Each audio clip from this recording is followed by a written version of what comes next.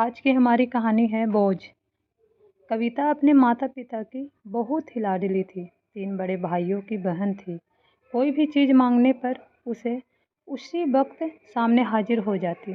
पूरे घर में रौब था उसका। पूरे परिवार और नौकरों पर राजकुमारी की तरह हुक्म चलाती थी कविता। स्कूल में भी पूरा रौब था उसका। बड़े घर की लाडली जो थी वह। ऐसे ही उसने कॉलेज में दाखिला लिया। उसके ठाठ बाट बड़ी गाड़ी में आना जाना, हर दिन नया फैशन देखकर हर कोई उससे दोस्ती करना चाहता था।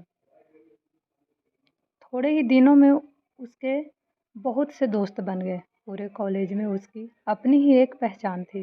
इन दिनों उसके घर एक रिश्ता आया। खानदानी लोग थे और पापा की पुरानी जान पहचान थी उनके साथ। कविता के साथ कोई ज़बरदस्ती नहीं थी, पर कविता ने फिर भी हाँ कर दी, क्योंकि वह अपने परिवार से बहुत प्यार करती थी। वह जानती थी कि वह लोग उसका अच्छा ही सोचेंगे। लड़के का नाम राज था। राज काफ़ी पढ़ा लिखा और समझदार लड़का था। ससुराल वाले भी बहुत अच्छे थे। ससुराल में कविता की जगह वैसी ही थी जैसे कि मायके में। कोई भी कार्य कविता की सलाह के बिना नहीं होता था। सबकी लाडली बहू बन गई थी वह। फिर उसके घर एक बेटे का जन्म हुआ। राहुल कविता को जान से प्यारा था। पोता पाकर ससुराल वाले तो फूले नहीं समाते थे। कविता कभी कभी सोचती कि उसकी किस्मत कितनी अच्छी है। उसका हर अपना उसे कितना प्यार करता है। चाहे जीवन में कैसा भी समय आए, मेरे अपने हमेशा मेरे साथ हैं। मैं कभी अकेली नहीं हो सकती। कितनी खुशकिस्मत हूँ मैं। पर शायद कविता की खुशियों को उसकी ही नज़र लग गई थी। एक दिन वह मायके जाने की जिद कर बैठी।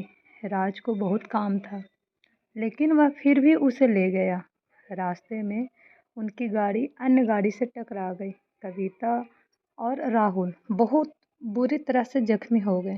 काफ़ी दिनों के इलाज के बाद राज और राहुल तो ठीक हो गए, लेकिन कविता पूरी तरह ठीक ना हो सकी। सर पर चोट लगने के कारण वह अपनी आंखों की रोशनी खो बैठी। अब कविता की किस्मत जैसे उल्टे पांव चलने लगी। मायके वाले कुछ दिनों तक उसे मिलने आते रहे।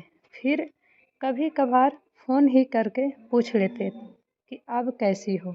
धीरे धीरे ये सिलसिला भी कम हो गया। ससुराल वालों की सहानुभूति भी कम होने लगी।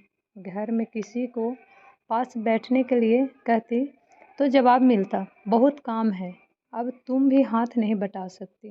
राज भी चिड़चिड़ा हो गया था। बस राहुल ही था उसके साथ, जिसके साथ हंसते खेलते उसका वक्त गुजरता। एक दिन कविता के हाथ से कुछ सामान गिर गया, जिसकी वजह से राहुल को हल्की सी चोट लग गई। कविता के सास ससुर ने राहुल को उससे अलग कर दिया कि कहीं उसे ना देखने की वजह से बच्चे का कोई नुकसान ना हो जाए। कविता अंदर से टूट चुकी थी। एक दिन उसने सबके सामने मायके जाने की इच्छा रखी, तो राज उसे तुरंत मायके छोड़ आया, जैसे कि वह भी यही चाहता था। लेकिन राहुल को उसके साथ नहीं भेजा गया। कविता कभी राहुल से दूर नहीं रही थी, पर अपनी कमी के कारण उसने ज़्यादा बहस नहीं की। कविता को लगा कि वह 3-4 दिन बाद वहाँ रहेगी तो थोड़ा हवा पानी बदल जाएगा, क्योंकि वह कितने दिनों से कहीं भी बाहर नहीं गई थी। घर वाले भी इतने दिनों बाद उसे देखकर कितने खुश होंगे। कविता के घर पहुंचने पर सब लोग बहुत खुश हुए। खाने में सब कुछ कविता की पसंद का ही बना था। उसने अपने मम्मी पापा और भाई भाभीियों से दिल खोल कर बातें की। उसके छोटे बच्चे भी बुआ के साथ घुल मिल गए। रात को सोने वक्त जब वह कपड़े बदलने लगी, तो उसे पता चला कि उसका बैग तो बहुत भरा हुआ था। वह सब समझ गई। वह बहुत उदास हो गई। कुछ दिनों तक तो सब ठीक रहा, फिर जैसे सब बदलने लगा, सबका व्यवहार बदल रहा था। वह लोग जैसे थक चुके थे उससे। सब लोग घुमा फिरा कर पूछने लगे कि राज कब आ रहा है उसे ले जाने। वह बहाना बना देती, जबकि वह जानती थी कि उस घर में अब उसके लिए कोई जगह नहीं। कविता से चलते वक्त कुछ न कुछ नुकसान हो जाता। थोड़ी बहुत टोका टाकी उसे सुनाई देती, वह टाल देती। एक दिन उसके हाथ लगकर एक कीमती फूलदान टूट गया। छोटी भाभी ने बहुत हंगामा मचाया। कविता के माता पिता रोज रोज के झमेलों से तंग आ गए थे। उन्होंने राज को खुद से फ़ोन कर दिया। राज कविता को अपने घर ले आया। कविता को अपने परिवार वालों से ये उम्मीद ना थी कि जिस कविता के कहे बिना घर में एक पत्ता भी नहीं हिलता था, उस घर के लिए वह अब बोझ बन चुकी थी। राज के साथ ससुराल आते वक्त वह बहुत खुश थी, क्योंकि वह अपने घर जा रही थी, अपने जिगर के टुकड़े राहुल के पास। परंतु यह खुशी भी कुछ पल की ही थी। सारा बंदोबस्त पहले ही किया हुआ था। कविता को सीधे ऊपर वाले कमरे में पहुंचा दिया गया। राहुल से दूर रहने की सख्त चेतावनी दी गई। एक काम वाली लता को उसकी जिम्मेदारी सौंपी गई, जो उसके खाने पहनाने जैसी ज़रूरतों का ध्यान रखती। कविता ज़्यादातर चुप ही रहती।